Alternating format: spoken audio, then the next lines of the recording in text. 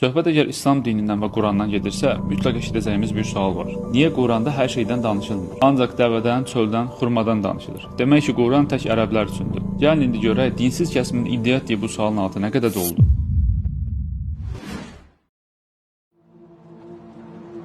Bu sualı məntiq çərçivəsində düşünək. Bundan 1400 il qabaq elmin, texnologiyanın, telefonların olmadığı o dövrdə çölün ortasında yaşayan o insanlara Quran pingvinlərdən, timsahlardan, təyyarələrdən, peyklərdən bəhs etsəydi, o vaxtın insanları bunu başa düşməyəcəkləri üçün Quran əsas onda bütün dövrlərə xitab edən kitab olmazdı. Yəni düşünün, o dövrlərdə Quranı açırıq. Ayələrdə heç tanımadığımız heyvanlardan, heç görmədiyimiz texnoloji alətlərdən danışılır. Əgər Quran ayələri ilə ilk tanış olan insanlar belə ayələri anlamasaydı, Quran əsas onda ilk başda qəbul görməz, kökləşməz, yayılmaz və ta bu dövrümüzə kimi gəlib çıxmazdı. Ümumən bir kitabın bütün dövrlərə xitab edə bilməsi üçün bu kitab elə bir kitab olmalıdır ki, 1400 il qabaq ilk gəldiyindəki insanlara da xitab edə bilməlidir. Həm irəlidəki gələcək olan insanlara da işarələr etməlidir. Elmdə dərinləşənlər də ayələrdəki bu mənaları başa düşüb içindən çıxarda bilməlidir. Quran elə bir kitabdır ki, bəşərin bu istəyini bəlağatı ilə tam olaraq qarşılayır və üzərindən 1400 il keçməyinə baxmayaraq hələ də üstünə əsərlər yazıb məna dərinliyi genişlənir. Örnək olaraq bu vaxta kimi 350 mindən çox Quran təfsiri yazılıb. Hələ düşünün ki, tək bir təfsir 10-20 kitabdan ibarət olur. Bunun dünya tarixində başqa heç bir örnəyi yoxdur. Bəşər tarixində heç bir kitab bu qədər dəyər görməyib.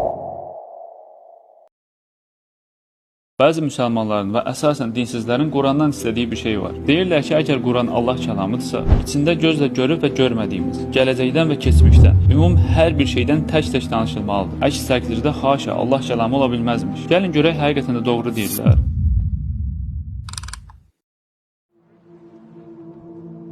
Ümumiyyətlə, belə bir iddianı eləmək, Quranın məzmununu, endirilmə məqsədini, nəyə xitab edib etmədiyini bilməməkdən qaynaqlanır. Quran təməldə 4 mövzudan ibarət. Bunlardan birincisi tövhid, ikincisi nübüvvət, yəni peyğəmbərlik, üçüncüsü haşir, yəni axirət, dördüncüsü ədalət və ibadət. Əsas bu mövzulara əl alan və bəhs etdiyi şeylərdən də bu mövzulara, yəni heyvanlara, bitkilərə, aya, günəşə təmas etdiyinə görə bəhs edən bir kitaba, niyə hər mövzudan, hər şeydən bəhs etməyib demək, ədəbiyyat mövzulu yazılmış kitaba niyə içində fizika, kimya, riyaziyyat yoxdur demək qədər məntiqsizdir. Quran niyə bütün heyvanlardan bəhs etməyib? Ancaq dəvədən, milçəkdən bəhs edib. Çünki Quran bir zoologiya kitabı deyil. Niyə bütün meyvələrdən, tərəvəzlərdən bəhs eləməyib?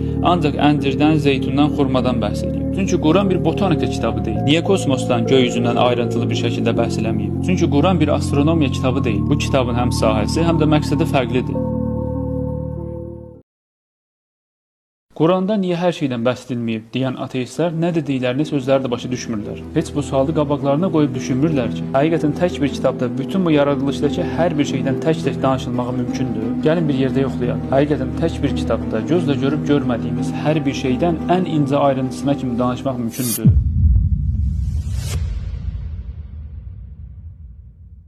İlk olaraq onu anlamalıyıq ki, toplumun böyük bir hissəsi 80% avamdır. Yəni elmdə dərinləşməyən adi insanlar. Məntiqli və hikmətli olan o olardı ki, Quranda toplumun çoxluq olan tərəfin hissəsini düşünüb, %80%-i nəzərə alıb onlara uyğun xitab edilsin. Geridə qalan 20%-lik havasın, yəni elmdə dərinləşmiş olanların hissəsini də anlaya biləcəkləri tərzdə ayələrdə işarələrlə yerləşdirilsin. Məsələn, örnək olaraq deyəlim ki, müəllim olduğumuz bir sinifdə 50 şagird olsa, bunlardan 45 dənəsi normal, sıradan bir insan zəkasına, yerdə qalan 5%-i yuxarı səviyyə bir zəkaya sahib olsa, biz dərsimizi hansı təbəqəyə görə anladardıq? Şübhəsiz ki, məntiqli olan çoxluğa görə anlatmaq olardı. Ki, elə də edirik. Tam tərsi olsa, bir də ayələrin belə olduğunu düşünün. 4.6 milyard il qabaq hidrogen molekulyar buludunun sürətlə öz içinə çökməsi nəticəsində iyonlaşmış qazdan ibarət olan, spiralvari hərəkət edən, dünyadan 1 milyon 300 min qat daha böyük olan, səthi 6000 santiqrad, nüvəsi isə 15 milyon santiqrad dərəcə olan və tərkibinin 91% hidrogen atomlardan ibarət olan və hidrogen atomlarının helyuma dönüşməsi nəticəsində ortaya çıxan və nüvə reaksiyasının ortaya çıxardığı istilik və işığı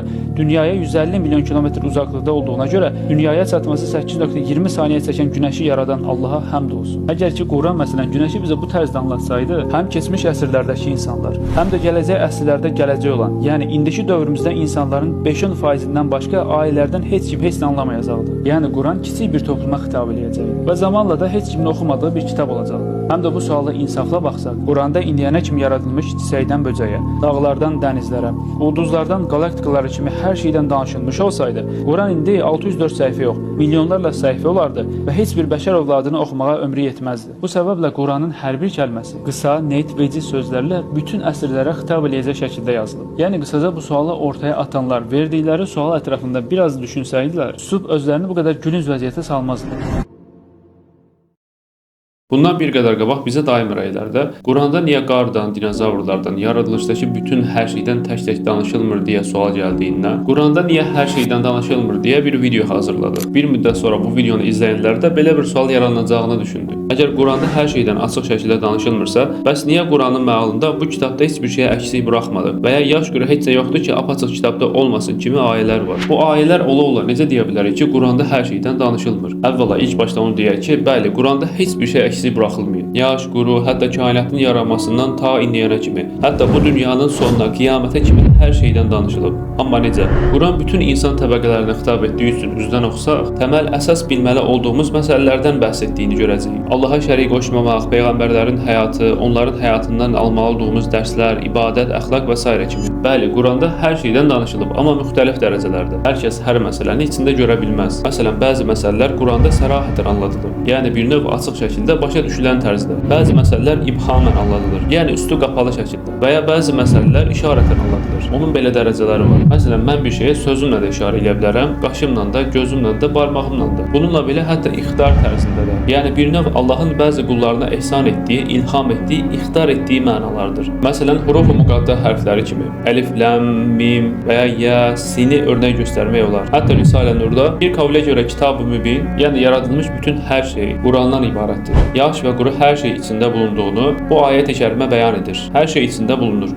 Fəqət hər kəs hər şey içində görəməz. Zira müxtəlif dərəcələrdə bulunur. Bəzən çəyirdəkləri, bəzən nüvələri, bəzən icmalları, bəzən düsturları, bəzən əlamətləri ya sərahətən, ya işarətən, ya rəmzən, ya ibhamən, ya ixtar tərzində bulunurlar. Və ya başqa bir yerdə Quran-ı Kərim zahirən və batinən, nəssən və dəlalətən, rəmzən və işarətən hər zamanda vücuda gəlmiş və ya gələcək hər şeyi ifadə edir. Yəni qısaca Quranda hər şeydən bəhs olunduğunu Allahın izni ilə imanımız nisbətində görə bilərik. Bəlkə ayələrdə, bəlkə ayələrin hərflərində, bəlkə ayələrin rəqəm olaraq olduğu yerdə və ya bir ayədə tək bir şeydən bəhs eləyər, amma bütün dövrlərə minlərlə fərqli məsələyə işarə eləyər. Ümumi olaraq indiyənə kimi çəkdiyimiz və çəkəcəyimiz videolarda bunu azdan çoxdan göstərməyə çalışırıq. Tək bu məsələni bir cümlə ilə ifadə eləyəsi olsam, Quran-ı Kərim bəzən bir dənizi bir ibrikdə, yəni bir növ su qabında göstərər.